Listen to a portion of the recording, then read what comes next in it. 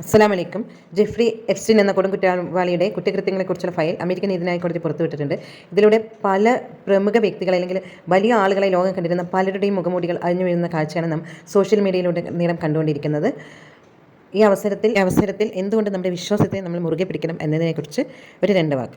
ആ ഫയലിനകത്ത് പറയണത് കാബയുടെ ഒരു കഷ്ണം തുണി, അതായത് കിസ്വ, ഈ ജെഫ്രി എപ്സ്റ്റീൻ എന്ന ആളുടെ കയ്യിൽ കൊടുത്തിരുന്നു എന്നാണ്. ഖുറാനിക് വചനങ്ങൾ തുന്നിച്ചേർത്ത കഅബയിലെ തുണിക്കഷ്ണം ഇസ്ലാമിലെ വിശുദ്ധമായ അടയാളങ്ങളിൽ ഏറ്റവും പ്രധാനപ്പെട്ടതാണ്. സങ്കല്പിക്കാൻ പോലുമാകാത്ത കൊടും കുറ്റകൃത്യങ്ങൾ ചെയ്ത ഒരാളുടെ അടുത്ത് ഈ തുണിക്കഷ്ണം, ഇത്രയും പരിശുദ്ധമായ ഒന്ന്, കൊടുത്തത് എന്തിനാണ്? കാരണം കിസ്വ വെറുമൊരു തുണിക്കഷ്ണമല്ല, അത് ഈമാൻ്റെ അടയാളമാണ്.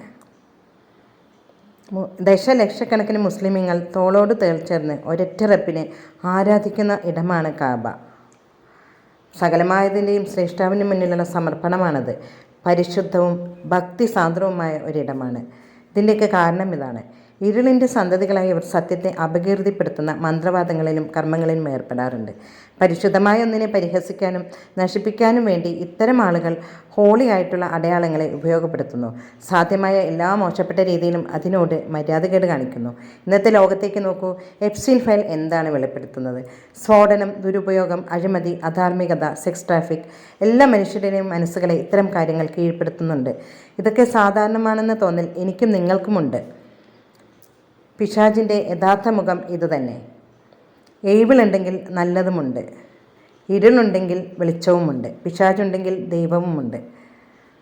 വിശുദ്ധമായ ഇസ്ലാമിക് ചിഹ്നങ്ങൾ ലക്ഷ്യമിടുമ്പോൾ അത് ഇസ്ലാം സത്യമാണ് എന്നതിൻ്റെ വ്യക്തമായ തെളിവാണ്. ഒരൊറ്റ ദൈവത്തെ ഏറ്റവും പരിശുദ്ധമായ രീതിയിൽ ആരാധിക്കുന്നതിനെ ഇരുട്ടിൻ്റെ സന്തതികൾ എപ്പോഴും ഭയപ്പെട്ടിരുന്നു. ആ ആശങ്ക ഇസ്ലാമിനെ ഇല്ലാതാക്കാൻ അവരെ പ്രേരിപ്പിച്ചുകൊണ്ടേയിരിക്കും. അതുകൊണ്ട് ജാഗരൂകരായിരിക്കുക.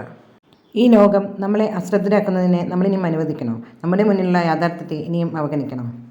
സത്യം അന്വേഷിക്കുന്നതിന് പകരം നമ്മൾ ഉറക്കത്തിലായാൽ മതിയോ? സ്വയം ചോദിച്ചു നോക്കുക.